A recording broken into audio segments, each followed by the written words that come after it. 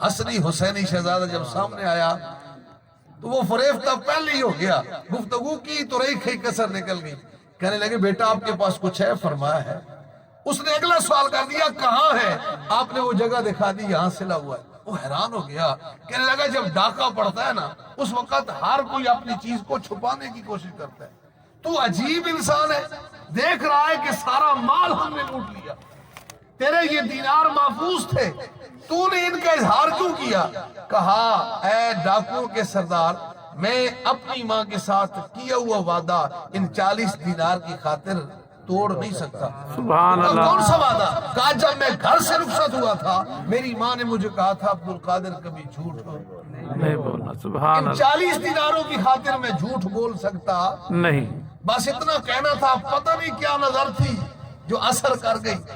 شیخ عبدالقادر جیلانی نے پتہ نہیں کس انداز میں دیکھا کہ اسے غائل کر دیا۔ وہ جو بادشاہ تھا نا، سردار تھا ڈاکوؤں کا، وہ اگلے لمحے آپ کے قدموں میں پڑا، طائب ہوا۔ یہ پہلی کھیپ تھی جو طائب ہو کر جو ڈاکو تھے راہ راست پہ آئے اور پھر وقت کے ولی بنے۔ شیخ عبدالقادر جیلانی پھر بغداد پہنچے۔ اساتذہ کرام جو اس زمانے کے مشہور و معروف تھے فنون کے، ان کے سامنے زانوِ تلمس طے کیا۔ ظاہری علوم حاصل کرنے کے بعد پھر باطنی علوم کے لیے ولی کی تلاش میں، شیخ کی تلاش میں نکلے۔ بالآخر اب ولی کامل، شیخ کامل مل گئے۔ ظاہر باطن کے اعتبار سے جب کامل اکمل بن گئے تو آپ نے درس و تدریس کا سلسلہ شروع کیا۔ جامعہ نظامیہ مدرسہ تھا، باقاعدہ اس کے مؤتمم تھے۔ آپ خود مسند تدریس میں بیٹھ کے قرآن و حدیث پڑھا کرتے تھے۔ اور سامعین محتشم، شیخ عبدالقادر جیلانی پھر اتنے کامل اور اکمل ولی بنے، اور آپ کے دربار میں جو بھی آتا تھا نا خالی ہاتھ واپس نہیں جاتا۔ اس دور کے اندر صدیوں پہلے جب اس کا تصور بھی نہیں تھا، یہ آپ کی کرامت تھی۔ 70,000 کا مجمع بیک وقت آپ کی خدمت میں حاضر ہوتا۔ سبحان اللہ۔ جتنی آواز پہلا شخص سنتا تھا نا، 70,000 میں سے آخری شخص بھی اسی طرح آپ کی آواز سنتا۔ سبحان اللہ۔ اور جب آپ محفل کا اختتام ہونے لگتا تھا تو فرماتے تھے اب قال سے حال کی طرف آتے ہیں۔ طریقہ یہ تھا کہ قاری قرآن کی تلاوت کرتا، آپ اس کی تفاسیر بیان کرتے، علم کے موتی عطا فرماتے۔ ابن جوزی بہت بڑے علامہ ہیں، شیخ عبدالقادر جیلانی کے دور کے ہیں، بہت بڑے، کئی کتب ان کی موجود ہیں۔ کوئی بھی پڑھا جو اس کو پڑھتا ہے نا ابن جوزی کو، دادی بغیر نہیں رہ سکتا، بہت بڑا پائے کار ہے۔ ایک دن وہ بھی اپنے دوست کے ساتھ شیخ کی محفل میں مجلس میں شریک ہوا، کیونکہ آپ کی محفل میں 40 اور بعض نے کہا 400 علماء یک وقت بیٹھتے تھے خطاب سننے کے لیے، جو آپ کے ملفوظات کو لکھا کرتے تھے۔ تو وہ ابن جوزی اپنے دوست کے ساتھ چلا گیا، ہم بھی چلتے ہیں شیخ کی محفل میں۔ جب قاری نے قرآن کی تلاوت کی نا ایک آیت کی، تو شیخ عبدالقادر جیلانی نے تفسیر بیان کرنا شروع کی۔ ایک تفسیر، وہ دوست نے پوچھا، اس طرح اشارہ کیا، ہلایا کہ تجھے معلوم ہے؟ ابن جوزی نے اس بات پہ سر ہلایا، ہاں یہ تفسیر میں نے پڑھی۔ دوسری، تیسری، چوتھی، 11 تک ایسا ہی ہوتا رہا کہ ہر تفسیر پہ دوست پوچھتا تھا۔ ابن جوزی کہتے تھے میں نے سنی ہوئی ہے، میں نے پڑھی ہوئی ہے، میں جانتا ہوں، لیکن یہ سلسلہ رکا نہیں۔ ایک آیت کی 40 تفاسیر ایک ہی جگہ پر شیخ عبدالقادر جیلانی نے بیان سبحان اللہ۔ اور 11 کے بعد آپ سر ہلاتے رہے، مجھے نہیں پتا، میں نے آج تک یہ تفسیر کسی سے نہیں سنی۔ تو میں عرض کر رہا تھا، آپ جب درس و تدریس سے فارغ ہوتے تو فرماتے تھے قال کو چھوڑ کر اب ہم حال کی طرف آتے ہیں۔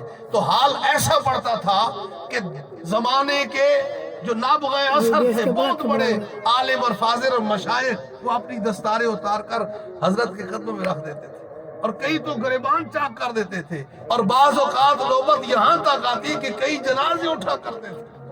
یہ حالت تھی حضرت حضور شیخ عبدالقادر جیلانی رضی اللہ تعالیٰ عنہ کے فیض۔ اور پھر وہ وقت آیا کہ آپ نے برسر منبر فرمایا قدمی ھذا علی رقبۃ ولی اللہ، ہر ولی کی گردن پہ میرا یہ قدم ہے۔ خواجہ خواجگان خواجہ معین الدین چشتی اجمیری کہیں محو مصروف عبادت تھے، کسی پہاڑ میں آپ نے آپ کا وہ فرمان سنا اور سر جھکایا، عرض کی بل علا عینی و راسی، حضور صرف گردن پہ نہیں، ہماری آنکھوں پہ بھی آپ کا قدم، سبحان اللہ، ہمارے سروں پہ بھی سبحان آپ اللہ کا قدم ہے۔ اس لیے کہنے والے نے کہا غوث اعظم محمد کا محبوب ہے، غوث اعظم زمانے کا سلطان ہے، غوث اعظم کی ہر جا مچی دھوب ہے، غوث اعظم کا گھر گھر میں فیضان ہے۔ سبحان اللہ، سارے ولیوں کی گردن جھکائی گئی، مہر ان کے قدم کی لگائی گئی، چاہے اوتاد ہو چاہے ابدال ہو، میرے غوث جلی کا مداح خان ہے۔ اور اب آپ اسی وقار آپ کا معمول تھا، حضور شیخ عبد القادر جیلانی ہر ماہ 10ویں کا دن اور رات 11ویں کی جب آتی تھی تو بہت بڑی محفل کا اہتمام فرماتے تھے، اس میں لنگر کا وسیع اہتمام ہوتا۔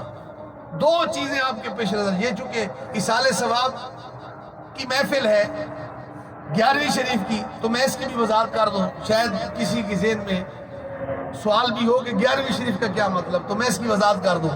حضور شیخ عبد القادر جیلانی کا ایک معمول بن گیا تھا کہ آپ ہر ماہ کی 10ویں کا دن اور رات 11ویں ہوتی تھی تو سب کو مریدوں کو بلا لیتے تھے، قرب و جوار سے دنیا آپ کے لنگر کو کھانے کے لیے آپ کی خدمت میں حاضر ہوتی تھی، بہت بڑا اجتماع ہوتا تھا، لنگر پکتا تھا۔ دو مقاصد آپ کے پیش نظر ہوتے تھے کہ اس طرح کئی افراد ایسے جنہیں کھانے کے لیے روٹی میسر نہیں، وہ لنگر پکے گا تو کم از کم مہینے میں ایک دن تو پیٹ بھر کے کھانا کھا لے، لنگر عام ہوتا تھا۔ اور دوسرا مقصد یہ ہوتا تھا کہ لوگ جب محفل میں آئیں گے نا تو میں ان کو خدا اور خدا کے رسول کا پیغام سناؤں گا، تبلیغ دین بھی ہو جاتی تھی اور لوگوں کو کھانا بھی کھلا دیا جاتا تھا۔ یہ عمل اللہ کو اتنا پسند آیا کہ رہتی دنیا تک اللہ تعالیٰ نے اس کو جاری کر دیا۔ اب دنیا بھر میں حضور شیخ عبد القادر کے نام کی 11ویں شریف دلائی جاتی ہے، اور جب آپ کے عرس پاک کا ماہ آتا ہے تو ساتھ بڑی لکھ دیتے ہیں، بڑی 11ویں شریف۔ اصل مقصد اصال ثواب ہے۔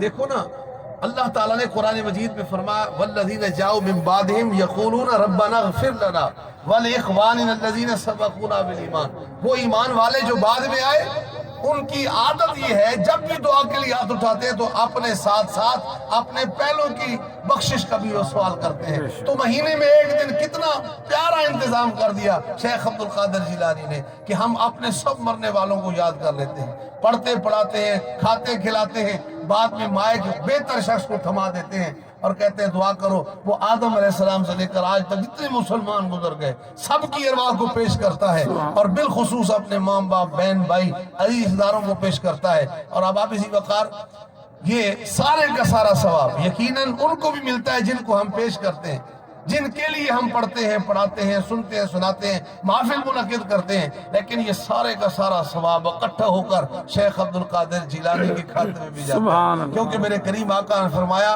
جس کسی نے اچھا طریقہ رائج کیا جب تک لوگ اس پہ عمل کریں گے ان کو بھی ثواب ملے گا، اور جس نے رائج کیا اس کو بھی ثواب ملے گا۔ یہ ہے حقیقت 11ویں شریف کی، اور اس نیت سے ہم ہر ماہ میں 11ویں شریف کا ختم دلا دیتے ہیں تاکہ یہ دونوں مقاصد پورے ہو جائیں۔ ہمارے بھائی جمیل صاحب کو اللہ تعالیٰ اس کی جزائے خیر عطا فرمائے، اپنے گھر میں یہ محفل اب اپنا 11ویں شریف کا ہر ماہ اہتمام کرتے ہیں، اللہ تعالیٰ ان کو اس کی جزائے خیر عطا فرمائے، اور جو شریک ہوتے ہیں قرب و جوار سے آتے ہیں، دور دراز سے آتے ہیں، اللہ تعالیٰ ان کی مرادیں بھی پوری فرمائے، اور اللہ پاک ہمیں شیخ عبد القادر جیلانی رضی اللہ تعالیٰ عنہ کے نقش قدم پر چل کے زندگی بسر کرنے کی توفیق عطا فرمائے۔